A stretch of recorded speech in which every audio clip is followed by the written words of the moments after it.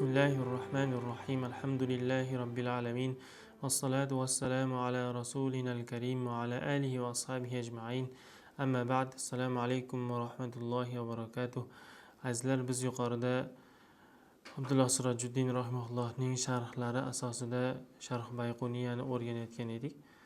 Mana shunda Hasan hadisning ta'rifi, undan oldin sahih hadisning ta'rifi, unga bog'liq masalalar, keyin esa Hasan va unga bog'liq masalalar, turlari, navlari hamda ta'riflarini o'rgandik, qaydlarini. Endi yangi mavzu Alqobul hadisil maqbul. Maqbul hadisning qolgan laqablari. Ya'ni ikkita laqabni o'tdik, sahih va hasan. Ichida lig'zatihi bor, lig'oylihi bor ikkalasida ham. Endi bular alohida mavzu qilib olib chiqqanlarning sababi Shayx Ibn Solah rahimahulloh Muqaddimat Ibn Solah kitobida mana shu laqablarni alohida nav sifatida zikr qilmagan. Zikr qilmagan uchun Ibn Hajar rahimahulloh mana shu navlarni alohida zikr qilgan, to'ldirgan. Shuning uchun ham bular alohida mavzu sifatida keltiriladi, lekin bunga nazm yo'q. Imom Bayquniy nazm yozmaganlar bular haqida. Nega deganda, chunki bular juda ham kam ishlatiladigan istilohlar hisoblanadi. Masalan, solih lafzi Imom Abu Dovud masalan solih degan so'zni ishlatmaganda deyarli solih degan so'z ishlatilmaydi deyishar ulamolar. Xosna Muhammad taom aytganki, mana shu solih degan so'zni Abu Dovud agar ishlatmaganda bu narsa bo'lmasdi deydi. Nega deganda juda ham kam ishlatiladi. Xo'p, al-jayyidu maqbul hadisning navlari quyidagilar. Birinchisi al-jayyid, al-qawi, as-solih, al-ma'ruf, al-mahfuz, al-mujawwad, as-sabit, al-mushabbah. Mana shularni birma-bir o'rganamiz. هذه صفات يستعملها المحدثون في الدلالة على الخبر المقبول غير أن كل منها له دلالة خاصة وله اعتبار خاص. Mazkur so'zlar shunaqa sifatlarki, muhaddislar bu sifatlarni maqbul xabarga dalolat qilish uchun ishlatishadi. Ya'ni bir xabarni, hadisni maqbulligini ifodalash uchun mana shu so'zlardan foydalanishadi. Biroq ulardan har birining o'ziga xos dalolati va o'ziga xos o'rni bor. O'ziga xos o'rni bor. Ya'ni jayyid bilan mushabbah bir xil narsaga dalolat qilmaydi-da. Bitta hadis jayyid bo'lsa, u yuqoriroq darajada turadi. Mushabbah bo'lsa, sal pastroq darajada turadi. Shuning uchun ham alohida dalolati bor, qanaqa hadis ekaniga dalolat qiladi va alohida o'rni bor o'zini, e'tibori bor. Amma al-jayyidu fa innahu yusawi as-sahiha kama yadullu alayhi kalamu al-imam at-Tirmidhi fi kitabihi at-Tibb fi sunanihi hadha hadithun jayyidun hasanun. وكما يدل عليه قول الإمام أحمد رضي الله عنه أجود الأسانيد الزهري عن سالم عن أبيه فعلم من ذلك أن الجودة يعبر بها عن الصحة. جيد صحيح بلان تين. Bunga Imom Termiziy rahimahulloh Sunan Termiziyda Tibb kitobida bir hadisga to'xtalib, bu hadis haza hadisun, bu shunaqa hadiski, bu jayyid hasan bo'lgan hadis degan. Qani o'zi Imom Termiziy sahihun hasanun deb ishlatadi-da. Lekin bu yerda sahihun hasan emas, sahih so'zning o'rniga jayyid so'zini ishlatdi. Demak, jayyid so'zi sahihun degan so'zning o'rniga ishlatiladigan istiloh ekan. Qolaversa, Imom Ahmad rahimahullohning so'zi ham shunga dalolat qiladi. U kishi aytganki, ajvadul asanid deb ishlatgan. Sanadlarning eng yaxshisi Zuhriy usolimdan, u otasi Abdulloh ibn Umar radhiyallohu anhu dan qilgan rivoyatdir, deyaptilar. Bu yerda o'zi asahhul asanid deydi boshqalar. Asahul asanidi kaza deydi. Asahul asanidi kaza deydi. Boshqa olim boshqa sanaddan aytadi. Imom Ahmad ibn Hanbal mana shu sanadni ixtiyor qilyaptilar. Mana shu o'zlarining nazdidagi eng sahih sanadni ifoda qilganda ajvadu deb ishlatyaptilar. Jayyidni ishtiqoqidan kelib chiqqan. Demak, asahhun o'rnida ishlatilyapti.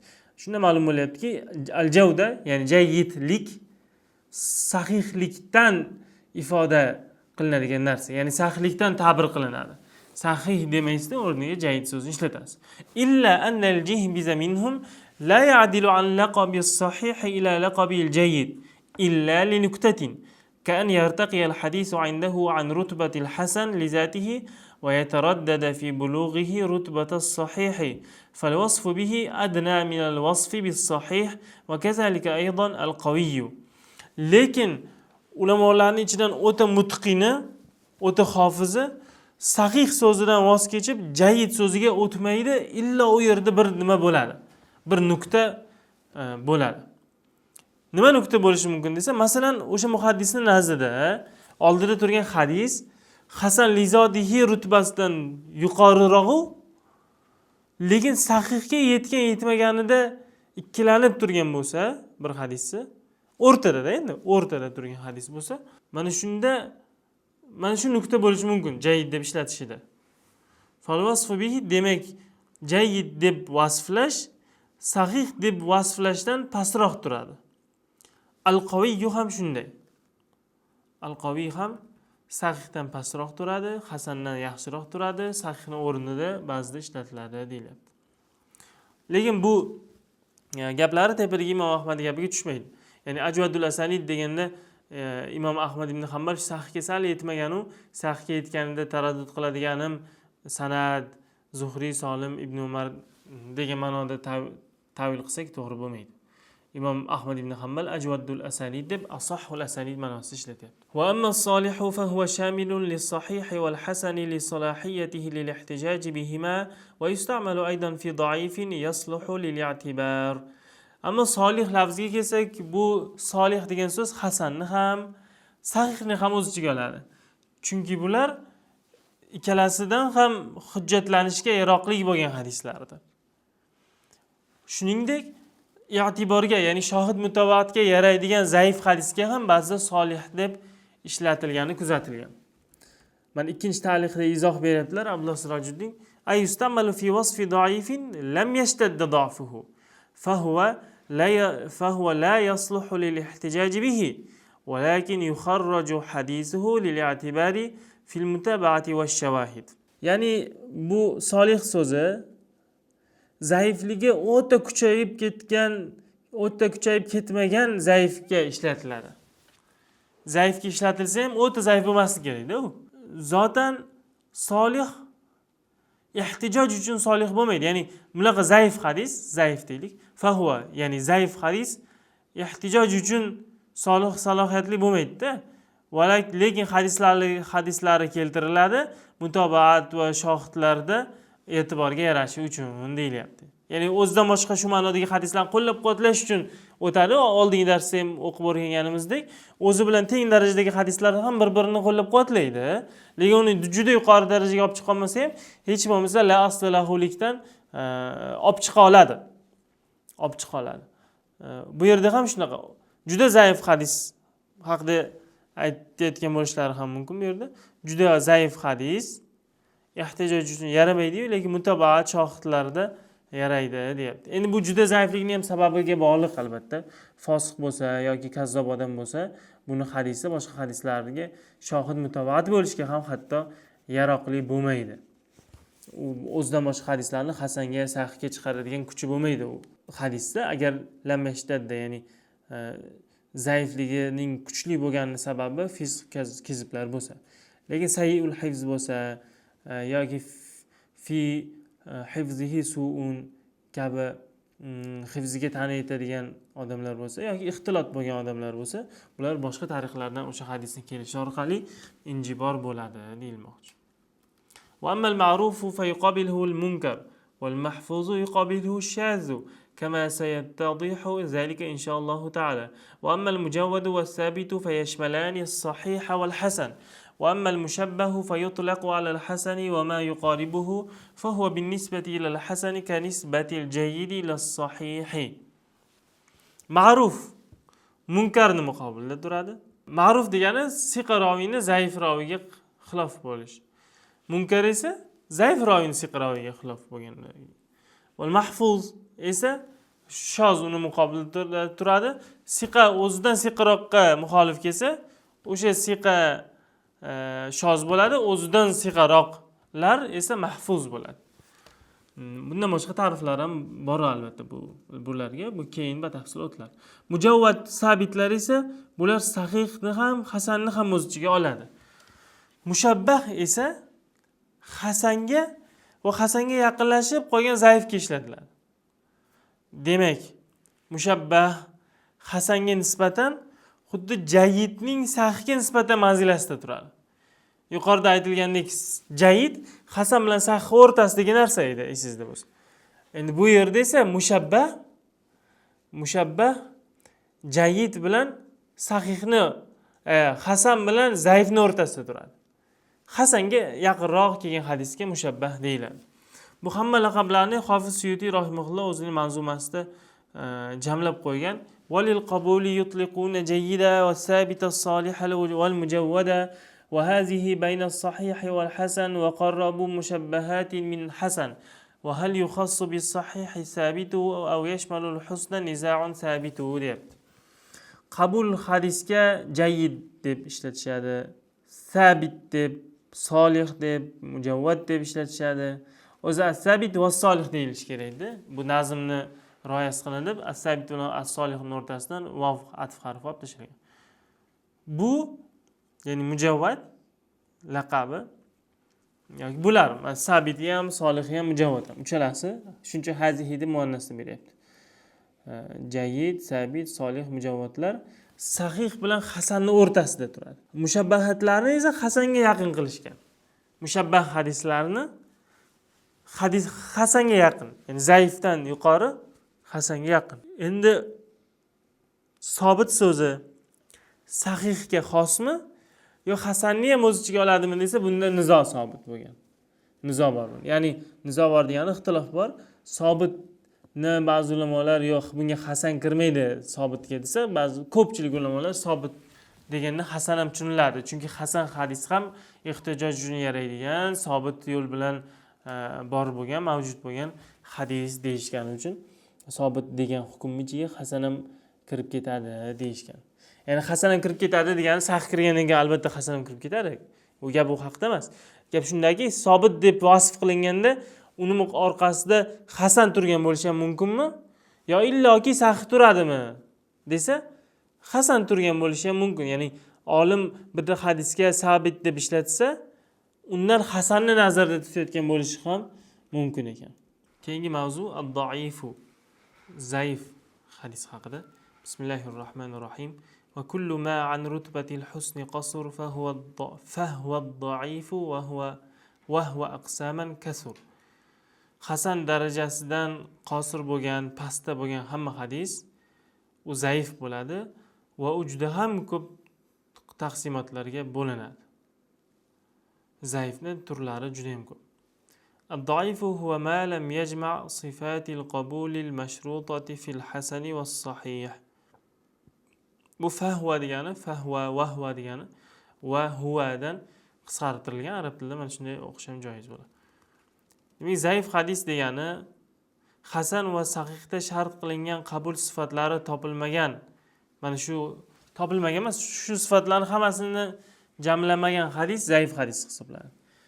Yuqorida zikr qilinganlar, sanatni muttasil bo'lishi, adolatli bo'lish, zabtli bo'lish, shoz bo'lmasligi va illat qodiha bo'lmasligi. Va adamu vujudil adidi inda al-ihtiyaj ilayhi.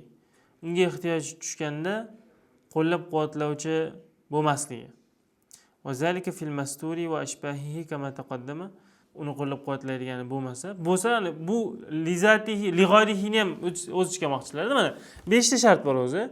Ittisol sanad, adalat, ad-dobit, adamu shuzuz, adamul illatil qodiha. Mana shu 5 ta. 6-inchisi adamu vujudil adidi anil ihtiyaj bihini ham qo'shayotganlar bu lig'oyrihini o'z ichiga oladi. Hadis lig'oyrihiga, hasan yoki sahih lig'oyrihiga ko'tarilishi uchun uni qo'llab-quvvatlovchilar bo'lish kerak-ku. Mana shu qo'llab-quvvatlovchilar ham bo'lmasa, o'z holicha qoladi. Ya'ni zaifligicha qoladi. Hasan lig'oyrihi ko'tarilmaydi deyapti-da. Bu masturda masalan shunga o'xshagan hadislarda, masalan ixtilot bo'lgan roviy rivoyat qilgan hadis ham boshqa qo'llab-quvvatlovchilari bo'lsa, u hasan darajasiga chiqadi. Chunki ixtilot bo'lgan odam ham hamma hadisni ixtilot bilan rivoyat qilmaydi-da. Anwa'ud da'ifi. Al-hadisu da'ifu lahu anwa'un kathiratun minha ma lahu laqabun khassun va minha ma laysa lahu laqabun khassun. Zaif hadisning juda ham ko'p navlari bor. Juda ham ko'p. Ba'zilarini o'ziga xos laqabi bor, ba'zilarini esa laqabi yo'q. Buni zaif hadisning taqsimoti borasida ulamolarning so'zlari ko'p bo'ldi. Ko'p so'zlar bor. Fazakara al-Hafiz ibn Salah lid-da'ifi taqsimatin باعتبار فقدان صفة واحدة من صفات القبول أو صفتين أو أكثر، فبلغت أقسامه عنده 42، وأوصلها بعضهم إلى 63 وبعضهم إلى 29 و100 باعتبار التقسيم العقلي، وإلى 81 باعتبار ممكن الوجود وإن لم يتحقق وقوعه. ibn Salah rahimahulloh zaifni taqsimotlarini o'sha qabulning sifatlaridan bitta sifat yoki ikkita sifatni yoki undan ko'p sifatlarni yo'qotish e'tiboridan taqsimotlarni qilib chiqqan. Masalan, hamma 5 ta 6 ta sharti ham bor, lekin ichida bitta muttasillik yo'q. Munqati hadis. Bitta tur. Munqati emas-u, adolatsiz raviy. Ikkinchi tur. Yoki munqati ham adolatsiz raviysi ham bor. Uchinchi tur. Bir-biri bilan qovushadi bular. Yoki 3 tasi topmasligi mumkin. Masalan, muttasillik yo'q, adolatli ham yo'q, raviysini zabti ham yo'q. 3 ta topilyapti. Xullas mana shunday qo'shib olib chiqqanda 42 taga yetgan. Va ba'zi ulamolar 63 tagacha chiqargan. Endi bular nimaga bog'liq bu sonlar? Bu sonlar yuqoridagi mana masalan dobitni tagiga nechta narsa kiradi? Masalan, adolatni tagiga adolatsiz bo'lsa bir raviy ya zaif bo'ladi, ya majhul bo'ladi. Ya'ni majhulligi noma'lum odam ham adolati yo'q sirasiga kiradi-da. Yoki dobiti yo'q masalan. Muttasil sanatni yo'qotishda nimalar sodir bo'ladi desa, munqatilik sodir bo'ladi, mursallik sodir bo'ladi, mu'dollik sodir bo'ladi, muallaqlik sodir bo'ladi. Mana shu taqsimotlar kelib chiqadi. Ya'ni yonma-yon qo'yganimizda adolatda zaifni, majhulni qo'ydik. Ittisolus sanatda dedik muallaqni qo'ysak, bitta hadis ham muallaq bo'lib turib, ham ichida kelgan raviy muallaqda endi hamma sanat tushib ketmaydi-da. Ba'zi raviylar qolgan bo'lsa, shu qolgan raviysi ham zabtsiz odamlar bo'lsa, adolatsiz odamlar bo'lsa, bu ham bitta taqsimot. Mana shu 42 tacha kirib ketadi. Mana shunday aqliy qo'shib chiqqanda son bundan ham ko'payib ketishi mumkin. Aqliy qo'shib chiqqanda mana masalan aytabilir, ba'zilar 63 taga yetkazgan bo'lsa, ba'zilar 129 taga yetkazgan. Aqliy taqsimot bilan. Ila 81 taga yetkazganlar bor, mumkinul vujudlik e'tiboridan, garchi voqelikda sodir bo'lmagan bo'lsa ham deyilyapti. Bunga masalan bunaqa deyishimiz mumkin. Masalan, muallaq deylik. Muallaqda hamma raviysi tushib ketgan muallaq bo'lib turib, raviylari adolatsiz bo'lishi mumkin emas-da. U muallaq nega muallaq? U raviylar yo'q-da uni. Yo'q raviy adolatsiz bo'lmaydi-ku. Yo'q raviy adolatsiz bo'lmaydi. Bunaqa hadis o'zi sodir bo'lishi mumkin emas-da. Mana shu e'tiborda mana shuni chiqarib tashlasangiz, raqam boshqacha bo'ladi. Shunaqalarni chiqarmasdan qo'shib qo'ysangiz, raqam boshqacha bo'ladi. Masalan, shoz ba'zi hadislar shozda raviysi ham zabti yo'q. Asli bu bitta narsa deb e'tibor qilsangiz ham bo'ladi. Chunki raviysi zabti bo'lmagani uchun o'zi shoz hadis. Matnida adashgan bo'lib chiqishi mumkin. Yoki ba'zida shozlikni o'zi illat bo'lishi mumkin. Bitta hadis shoz. Nega shoz desa, chunki falon illat bor deyilyapti. Shozlikni o'zi ham aslida bir illat bo'lishi mumkin. Xullas mana shunday e'tiborlar bilan buni sonlari turlicha bo'lib ketadi. وقد بسط ذلك الحافظ العراقي وكل ذلك كما قال الحافظ ابن حجر تعب ليس وراءه عرب. Hafiz Iroqiy buni keng bayon qilgan. Hatto Alfiyatul Iroqiyda ham Imom Iroqiyning alfiyasida mana shu narsa bayon qilingan. Masalan, u kishi keltirganda 6 ta narsani, keyin birinchisi bo'lmasa, shulardan bittasi bo'lmasa, bitta laqab bo'ladi. Ikkitasi bo'lmasa, bitta laqab bo'ladi. Uchtasi bo'lmasa, yana bitta laqab bo'ladi. Birinchisidagi ba'zi juzlar bilan uchinchisidagi ba'zi juzlar bo'lmasa, yana bitta laqab bo'ladi. Deb mana shuni aytgan. Ibn Hajar rahimahulloh aytgandek, bu taqsimotlarning orqasida bir foydasi, jo'yali foyda chiqmaydigan bu taqsimotdir deyiladi. Va yumkinuna an nazkura jumlatan mashhuratan min anwa'i ad-da'ifi wa nubayyana jihatan tanawwu'iha taqriban li fahmi al-mubtadi'i. Zaifning turlaridan mashhur bir to'plamini zikr qilamiz sizga va uni navlanishini jihatini ham, vajhini ham bayon qilamiz. Qanaqa navlanib ketganini. Mubtadi biz kabi mustalah ilmiga endi kirgan mubtadilar tushunishi oson bo'lishi uchun falaqulu aytamizki iza fuqida shartu ittisolis sanad, sanadi muttasillik sharti bo'lmasa endi nimalar bo'ladi?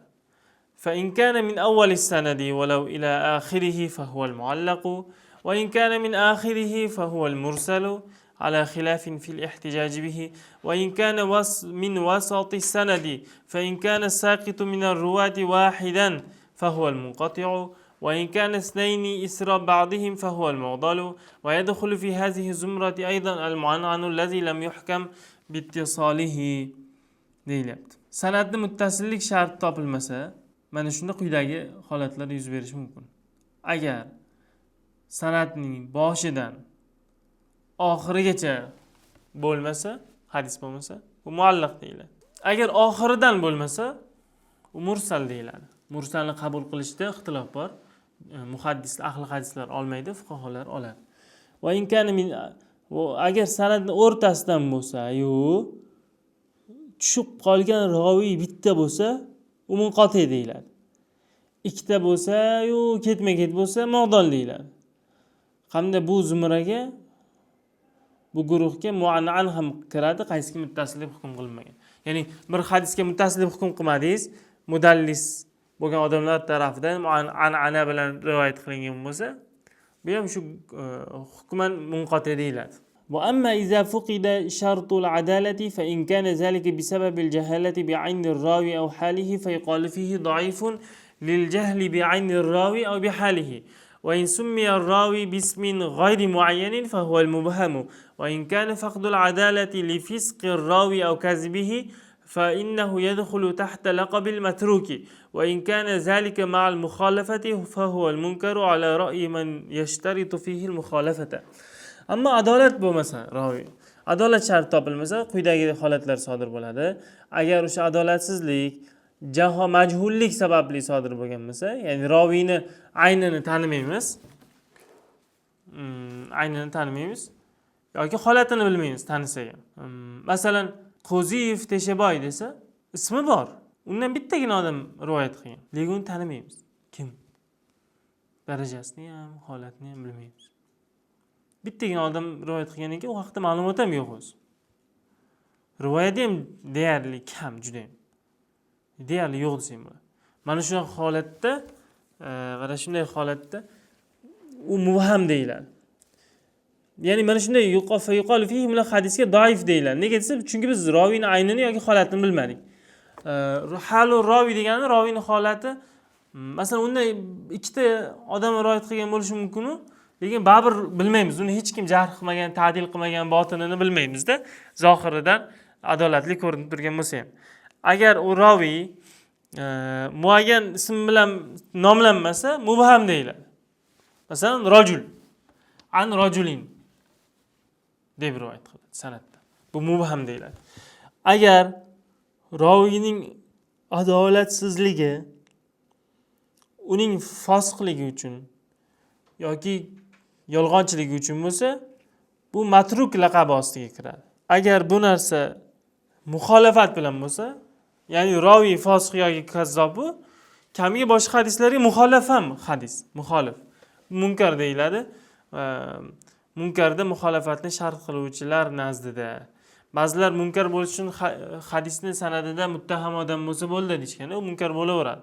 Shartimiz u qaysingadir xilof kelishi deyishgan. Va amma iza fuqida ad-dabtu, ammo zabt degan narsa topilmasa, فإن كان ذلك بسبب غفلة الراوي أو كثرة نسيانه أو خطئه في الحديث فيدخل تحت لقب المتروك أيضا وإن كان لاضطراب رواياته فهو الضعيف وأما إذا كان في الحديث علة قادحة فهو المعلل. agar zabt bo'lmasa, bu roviyning g'aflat bosgani yoki ko'p unutib qo'yishi yoki hadisda ko'p xato qilishi sababli bo'lsa, bu matruk laqabi ostiga kiradi. Agar u rivoyatlaridagi mustariblik sababli zaif bo'lgan bo'lsa, bu mustarib hadis sirasiga kiradi deyiladi. Ya'ni bitta odam har xil rivoyat qilib tashlagan bitta hadisni. Bir kunda rivoyat qilgan, keyingi yil boshqacha rivoyat qilgan, undan keyingi yil yana boshqacha rivoyat qilgan, bunaqa mustarib deyiladi. Ammo hadisda illat bo'lsa, hadisga putur yetkazuvchi illat bo'lsa, fa huval muallalu. Bu muallal hadis hisoblanadi deyilyapti. Agar hadisda shozlik bo'lsa, ya'ni siqalarga muxolif kelishlik bo'lsa, bu ash-shazu deb nomlanadi. Va zaifni deyapti, bundan boshqa laqablari ham bor, navlari bor. Malahu o'sha navlarning ichidan ba'zilari bor, o'sha yahussuhu. O'sha navga xos laqab. Ba'zilari bor, u navga xos laqab emas. Balki unda zaiflik vajhi zikr qilinayotgan bo'ladi. O zaiflik. Masalan, haza hadisun fi isnadihi sayyi'ul hifzi desa, bu laqab emasda. Bu hadis, shunaqa hadiski, isnodida sayyi'ul hifz, hifzi yomon raviy bor degan. Bu nav emas. Balki bunda o'sha hadisning zaiflik vajhi zikr qilinyapti. Xolos. Keyingi mavzu hukmul amali bil hadisi zaif. Zaif hadisga amal qilishning hukmi. Bu mavzuda Muhammad Avoma hafizahullohning Hukmul amal bil hadisi zaif degan kitoblar bor. 200 betlik risola. Mana shu kitobda yoki risolada zaif hadisga amal qilishda juda ham ko'plab tadqiqotlarni jamlaganlar, o'zlarining xulosalarini hammasini dalillab, isbotlab keng bayon qilganlar bu mavzuni. Kimdir shunga qiziqsa Muhammad Avomning mazkur kitoblarini o'qishni tavsiya qilamiz. Zaif hadisga amal qilish. اختلف العلماء في الأخذ بالضعيف على 3 مذاهب. المذهب الأول أنه لا يجوز العمل به مطلقا، وإليه ذهب القاضي أبو بكر بن العربي وحكاه ابن سيد الناس عن يحيى بن معين. المذهب الثاني أنه يعمل به مطلقا، وعزي ذلك إلى أبي داود والإمام أحمد. المذهب الثالث أنه يعمل به في الفضائل العملية والمواعظ والقصص ونحو ذلك مما ليس له تعلق بالعقائد والأحكام، وهذا هو المعتمد عند الأئمة المحققين. Ulamolar zaif hadisni olinmasligi haqida 3 ta mazhabga bo'linishgan. Birinchi mazhab ulamolar aytadiki, zaif hadisga mutlaqo amal qilib bo'lmaydi. U fazoil amal bo'lsin, aqida bo'lsin, fiqh bo'lsin, qaysi mavzuda bo'lishidan qat'iy nazar olinmaydi degan. Va Abu Bakr ibn al-Arabiy bu kishi qozi, Maliki mazhabining fuqaholaridan bo'lgan olim bo'lgan. Va Ibn Sayyid an-Nas ham buni hikoya qilgan Yahya ibn Ma'indan. Demak, Yahya ibn Ma'in nazdida ham amal qilib bo'lmaydi. Ikkinchi mazhab bunda mutlaqo amal qilsa bo'ladi. Bu Abu Davudga va Imom Ahmadlarga nisbat berilgan. Chunki ular qiyosdan ko'ra zaif hadisni ham amalga olish kerak degan fikrda da'voda bo'lishgan. Uchinchisi esa fazoilul amalda, ya'ni fazilatli amallarda amal qilinadi, va'zlarda, qissalar haqidagi ma'lumotlar kelganda amal qilinadi, yoki aqoidga, ahkomga tegishli bo'lmasligi kerak deyilyapti. Imom muhaqqiq imomlar nazdida mana shu qavl mu'tamad qavl hisoblanadi. Ya'ni ahkomlarda zaif hadis ham olinadi. Qachonki uni u ehtiyot taraf tarjih qilib turgan bo'lsa. Masalan, Imom Buxoriy misol. Imom Buxoriy rahimahulloh sonni avratligini tarjih qilgan. Sonni avratligini tarjih. Muhammad Avoma mazkur kitobda aynan shu misolni keltirgan. Sonni avratligini tarjih qilgan. Lekin Imom Buxoriy o'zi o'sha bobda sonni avratmasligi haqida hadis keltirgan. Qavli hadis emas, balki Rasululloh alayhisolatu vassalam Xaybarga qarab otda ketayotganlarida sonlari ochilib qoladi. Buni Abu Talha bilan Anas radhiyallohu anhu ko'radi. Rasululloh soni ochilib qolganini. Mana shu hadis. Mana shuni keltirganda Imom Buxoriy aytganki, lekin degan zaif hadis ham bor. Ya'ni zaif hadis demagan. Sonni avratligi haqida al-Fakhz avrat degan hadis ham bor degan sanadsiz keltirgan Imom Buxoriy. Balki o'sha hadisni tarix kitoblarida munkar hadis deb sifatlagan. Lekin munkar bo'lsa ham Imom Buxoriy Sahih Buxoriyda aytganki, men bu masalada lekin ehtiyotini olaman, son avratdir degan. Mana shunday joylarda ehtiyoti tarafini da'vo qilayotgan bo'lsa zaif hadis. Shu narsani ifoda qilayotgan bo'lsa zaif hadis, o'sha zaif hadis ham olinadi. فقد روى الميموني عن الإمام أحمد أنه قال الأحاديث الرقاق يحتمل أن يتساهل فيها حتى يجيء شيء فيه حكم. Maymuni Imom Ahmaddan naql qilib aytadiki, Imom Ahmad ibn Hanbal aytadi. Riqoq hadislar, ya'ni qalbni yumshatadigan hadislarda tasahhul qilsa bo'ladi, yengil qarasa bo'ladi toki unda bir hukm kelmaguncha. Agar unda bir hukm kelsa, keyin fiqhiy ahkom olinishi uchun qattiq tekshiriladi. Bo'lmasa masalan masjidga barvaqt borishni fazilati, masjidda zikr qilishni fazilati, mana shular haqida zaif hadis kelsa ham olinadi bular. Chunki fazilat haqida ular. وروى البيهقي في المدخل عن ابن مهدي أنه قال إذا روينا عن النبي صلى الله عليه وآله وسلم في الحلال والحرام والأحكام شددنا في الأسانيد وانتقدنا الرجال. İmam Bayhaqi Madhol degan kitobda Ibn Mahdiydan keltiradi. Abdurrahman ibn Mahdiy aytganki, agar biz Nabiy alayhisolatu vasallamdan halol va harom haqida, ahkomlar haqida hadis rivoyat qilsak, sanadlarini qattiq tekshiramiz, rijollarni naqd qilamiz. Naqd degani chertib tishlab ko'rishni. Va iza ravayna, agar fazoillarda savob, iqob, gunoh savoblarda bir hadis kelsa, buni sanadlariga yengil qaraymiz va rijollariga ham qo'yib beramiz deyaptilar. Ya'ni ozgina narsa bilan ham, ozgina ehtimol bilan ham hadisni zaifga chiqarib yormaymiz. Balki bu hadisdan ibrat olaveramiz agar fazilatli amallar haqida bo'lsa deyilgan. Mana shunga o'xshagan gap Abdulloh ibn Muborakdan ham naql qilingan. Va qol Ibn Abdul Bar rahimahulloh aytadiki: "Ahadisul fadail la yuhtaju fiha ila ma yuhtaju bihi." Fazilat fazoil hadislarida hujjatlaniladigan hadislar, ya'ni hujjatlanish uchun kerak bo'lgan narsalarga ehtiyoj tushmaydi. Ila ma yuhtaju bihi, hujjat qilib olinadigan narsalardagi omillar, shartlar, qaydlarga ehtiyoj tushmaydi fazoil amallarda deb Ibn Abdul Bar Maliki aytayapti. Va qala Imom Navoiy fil Azkar, Imom Navoiy Azkar degan kitobda aytadiki, ulamo muhaddis va fuqaholar aytishgan: "Yajuz va yustahabbul amalu fil fadail va targhib bil hadisi da'if, ma lam yakun mawdu'an." Modomki mavzu bo'lmasa bo'ldi, fazoillarda, targ'iblarda zaif hadisdan amal qilsa bo'ladi, zaif hadisni olsa bo'ladi. Ammo halol haromga o'xshagan, bay, nikoh, taloq, shunga o'xshagan narsalarda, hukmlarda esa fala yu'malu, ularda faqatgina sahih yoki hasan hadisga amal qilinadi. Illo ehtiyot o'rni bo'lsagina zaif hadisga amal qilish mumkin deyiladi. Masalan, bir hadis keldi, zaif hadis ba'zi baylarni yoki ba'zi nikohlarni makruhligi haqida.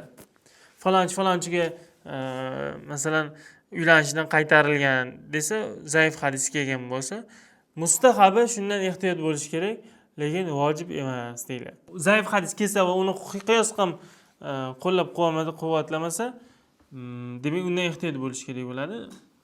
Wala fa innal mustahabba an yutanazzaha anhu, ehtiyot bo'lish kerak, lekin la yajib, lekin vojib emas deyiladi. Ya'ni zaif hadis keldi, falon baylar yaxshi emas dedi. Siz shuni qilmasangiz bilaveradi. Haqqingiz bor qilmaslik. Lekin birovlarni majburlab vojib deb hukm chiqara olmaysiz, zaif hadis bilan sabit bo'lgani uchun. Xo'p, shurutul amali bid-da'if 'inda al-muhaqqiqin. Muhaqqiqlar nazdida zaif hadisga amal qilish hukmi deyiladi. Bu yerda bir izoh qolib ketgan ekan. Tepada Ibn Abdul Barning so'zlarida Ibn Abdul Bar aytdiki, fazoil amal hadislarda hujjatlanish uchun kerak bo'lgan narsalar talab qilinmaydi deganda, vaqada nasso ala qabuli doifi fi fadail amal, fazoil amalda zaif hadis ham qabul qilinishiga Imom Navoiy taqrib kitobida to'xtalgan. Iroqiy Alfiyaga yozgan sharhida, Ibn al-Asqaloniy sharh Nuxbada, Shayx Zakariya al-Ansoriy Iroqiyning Alfiyasining sharhida, Hofiz Suyuti Tadrib Roviyda va boshqa kitoblarda, Ibn Hajar Makki Arba'inga yozgan sharhida foydalangan va Alloma Laknaviy Ibn Hajar Makki demak Arba'inga yozgan sharhida foydalangan.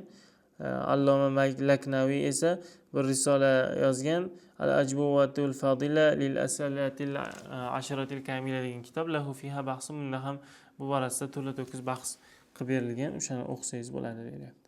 Demak, zaif hadisga amal qilish shartlari. Imom Hofiz ibn Hajar zaif hadisga amal qilishni bir nechta shartlarini keltirgan. Birinchisi, u fazoil amallarda bo'lishi kerak. Yuqorida o'tgandek, ikkinchisi zaiflik g'oyru shadid bo'lishi kerak. O'ta zaif ham bo'lmaydi. Demak, fa yakhruju man infarada min al-kazzabin wal muttahamin bil kazib wa man fahusha ghalatuhu. Demak, bundan chiqib ketadiki, kazzoblar rivoyat qilgan, muttaham bil kazib, ya'ni odamlarga yolg'on gapirgan, lekin hadisda yolg'on gapirmagan bo'lsa ham, odamlarga yolg'on gapirgan, odamni infirod qilgan hadisi, shundangina kelgan bitta hadis bo'lsa, olinmaydi. Hamda ghalatuhu, ya'ni xatosi juda ham katta xato qiladigan roviydan ham hadis olinmaydi deyiladi. Bu yerda bir narsaga e'tibor bering. Hadis zaif bo'lsa, g'oyri shadid bo'lishi kerak dedik-ku. Ya'ni juda ham zaif hadis olinmaydi. Shadid dof bo'lgan hadis olinmaydi. Fazoil amalda ham olinmaydi deyaptilar bu yerda. Lekin tepada ma lam yakun mavduan deyilgan. Mavzu bo'lmasa, to'qima bo'lmasa bo'ldi deyilgan. Shu yerda ozgina taarruz bor. Va to'g'ri gap ham tepadagi ma lam yakun mavduan. Mavzu bo'lmasa bo'ldi. Ba'zi hadislar o'ta zaif bo'lsa ham ulamolar fazoil amalda undan foydalanganlari uchragan. Muhammad avvoma ham shu narsani alohida ta'kidlab o'tganlar. Xo'p, uchinchisi, anda shartlarning uchinchisi o'sha zaif hadis ma'mulun bihi aslini ostiga kirsin. Aslini ostiga kirsin. Masalan, nafl roza tutish yaxshi. Bitta hadis kelib qolsa-ki, Shabon oyini falon kuni roza tutish yaxshiligi haqida kelib qolsa, olinaveradi. Chunki umuman olganda Shabon oyida o'zi roza tutish yaxshi amalligi hadislarda vorid bo'lgan. To'rtinchisi, alla ya'taqida innal amal bihi subutahu bal ya'taqidu al-ihtiyata. Balki u inson zaif hadisga amal qilayotganda uni sobitligiga e'tiqod qilmasin, balki ehtiyotga e'tiqod qilsin. Ya'ni shu zaif hadis bilan sobit bo'lgan sunnat, mabodo zaif hadis bilan sobit bo'lganda, u roviyning xatosi bilan sobit bo'lib qolgan bo'lsa, amal qilmadim amal deydi. Demak, zaif hadisga amal qilayotganingizda u aniq sobit bo'lgan, 100% sobit bo'lgan deb e'tiqod qilmasligingiz kerak, balki sobit bo'lib qolgan bo'lsa, mabodo shuni qilyapman deyish kerak deyiladi. Lekin bu shart 4-shart Ibn Hajar rahimahulloh zikr qilgan, undan oldin hech kim zikr qilmagan degan Muhammad avvomi, va bu to'g'ri shart ham emas. Ya'ni zaif hadisga ham ixlos bilan, e'tiqod bilan amal qilsangiz, Alloh taolo savob beraveradi. Faqatgina birov uni inkor qilsa kofir bo'lmaydi, dindan chiqmaydi, gunohkor bo'lmaydi, chunki zaif hadis bo'lgani uchun. Lekin siz zaif bo'lsa ham qattiq ishonch bilan, qattiq ixlos bilan unga amal qilsangiz joiz. E'tiqod qilib, sobitligiga e'tiqod qilsa mumkin bo'laveradi. Birinchi izoh bor ekan. Al-Qawl al-Badiya fi salati ala al-Habib al-Shafiy sallallohu alayhi va sallam degan kitob bor.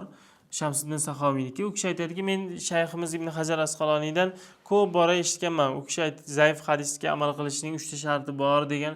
Birinchisi muttafaq bo'lgani shuki, undagi zaiflik وهو أن يكون الضعف غير شديد كحديث من انفرد من الكذابين والمتهمين ومن فحش غلطه. متفق عليه ham ittifoq qilgan shart bu. Mana shu shart topilishida ham ittifoq qilgan. Zaif, o'ta zaif bo'lmasligi kerak. Masalan, kazzoblar, muttahamlar, juda katta xato qiladigan roviylarni o'zidan kelgan hadis, bu bunaqa hadisga zaif bo'lsa ham amal qilib bo'lmaydi. Fazol amalda ham amal qilib bo'lmaydi. Keyingisi an yakuna mundarijan tahta aslin amin. U hadis umumiy qoida ostiga kiradigan hadis bo'lsin. Shuning uchun ham ixtiro qilingan narsa chiqib ketadi. Bi haysu la yakunu lahu aslan. Umuman asosi bo'lmasa bitta hadisda dinda umuman asosi yo'q bo'lgan hadis siqa roviylar tarafidan ham kelmayaptimi? Bo'ldi, u hadisni olish mumkin emas. 3-shart, unga amal qilayotganda u sobit bo'lishini e'tiqod qilmaslik kerak. Chunki Nabiy alayhisolatu vassalomga o'zida aytmagan hadisni aytishdan qaytarganlar. Aytganlarki, kim menga men aytmagan gapni nisbat bersa, joyin jahannamdan tayyorlayversin deganlar. Mana shu nisbat berib qo'ymasligimiz uchun esa zaif hadisga e'tiqod qilib yubormaslik kerak deyilyapti. Bu haqida Muhammad avvoma to'xtalib aytganlar. Bu yuqoridagi narsani o'zi bu. Va shartonil akhirani, bu oxirgidagi ikkita shart Ibn Abdussalom, Aziz ibn Abdussalomdan va Ibn Daqiq al-Aiddan naql qilingan. Birinchi shart naql al-Ala'i va ittifoq alayhi. Imom Ala'i naql qilishicha bunga ittifoq qilingan deyilyapti. Ya'ni hadis juda ham zaif bo'lmasligi kerak degan narsa. Buni ham gaplashdik. Muhammad avvoma bu joyiga ham biroz mulohaza bildirganlar. Kayfiyatu rivoyati da'if. Zaifning rivoyati qanday qilinadi? إذا أردت رواية الضعيف بغير إسناد فلا تقل قال رسول الله صلى الله عليه وآله وسلم كذا وما أشبهه من صيغ الجزم بأن رسول الله صلى الله عليه وسلم قال بل قل روي عنه كذا أو بلغنا عنه كذا أو ورد عنه كذا أو نقل عنه أو ما أشبهه من صيغ التمريض كروى بعضهم. Agar siz zaif hadisni sanasini rivoyat qilmoqchi bo'lsangiz, Rasululloh alayhisolatu vasallam aytdilar degan demang, yoki shunga o'xshagan jazm siyg'alar ishlatmang. Rasululloh alayhisolatu vasallam shuni aniq aytganlar demang. Balki rivoyat qilinishicha, bizga yetib kelishicha, vorid bo'lishicha, naql qilinishicha degan shunga o'xshagan tamriz lafzlarni ishlating. Karova ba'duhum ba'zilar rivoyat qilganki deganga o'xshagan majhul lafzlarni ishlating deyilyapti. Lekin unaqa emas. Bu ham voqelikda ko'rsangiz, masalan, Sunan Termiziyda hadislar bor, zaif hadis. Imom Termiziyning o'zi ham uni illatini bayon qilgan, o'zi zaif hadisni-da. Lekin shuni ham ruya demagan, qoli Rasululloh sollallohu alayhi vasallam degan. Salaf solihlar zaif hadisga ham qoli Rasululloh deb jazman aytishgan. Shuning uchun bu shartlari voqelikda amal qilingan shart emas. Va kazalika aydan taqulu fil hadis allazi tashukku fi sihhatihi wa da'fihi amma as-sahih fazkurhu bi sighati al-jazm wa yaqbuhu fihi sighatu at-tamrid kama yaqbuhu fi riwayati ad-da'ifi sighatu al-jazm. Shuningdek, sahihligi va zaifligida shubha qilganingiz hadisga ham shunday munosabat qilasiz. Ammo sahihligi aniq bo'lsa, uni jazm siyg'asida aytiladi. Ayting deyilyapti, sahihligi sahih bo'lsa o'sha hadis. Unda tamrid siyg'asida ishlatish go'zal emas. Ya'ni masalan innamal a'malu binniyat hadisi bor, sahih hadis. Lekin unda ruwiya an Umar anna Rasululloh qala innamal a'malu binniyat desa yarashmaydi, tamrid siyg'a ishlatsa. Hamda zaifni rivoyat ham yarashmaydi, zaifga ham yarashmaydi, jazmni siyg'a qilish deyiladi. Ya'ni va kama yaqbu fi rivoyati doif, zaifni rivoyat qilishcha jazm siyg'asini ishlatish ham go'zal ko'rinmaydi deyilyapti. Lekin bu voqelikda unaqa emas. Hadis kitoblarini o'qisangiz, ichida zaif hadislarga ham jazm siyg'asi ishlatilib kelingan deyilmoqda. Xo'p, shu bilan inshaalloh keyingi darsda hadisni kimga nisbat berilishi jihatidan turlarini, navlarini o'rganamiz. Unchaga marfu, maquf, maqtularni kiritib misollar bilan batafsil o'rganamiz. Alloh taolo mana shu o'qiganlarimiz bilan bizni manfaatlantirsin. Ustozlarimizni o'zi borlarini hifzida saqlasin. Bu ilmni bizga yetkazib bergan olimlarni o'zi rahmatiga olsin. Darsimizni barchamizga manfaatli qilsin va bardavom qilsin. Va sallallohu alayhi va sallam ala sayyidina Muhammad va ala alihi va sahbihi ajma'in.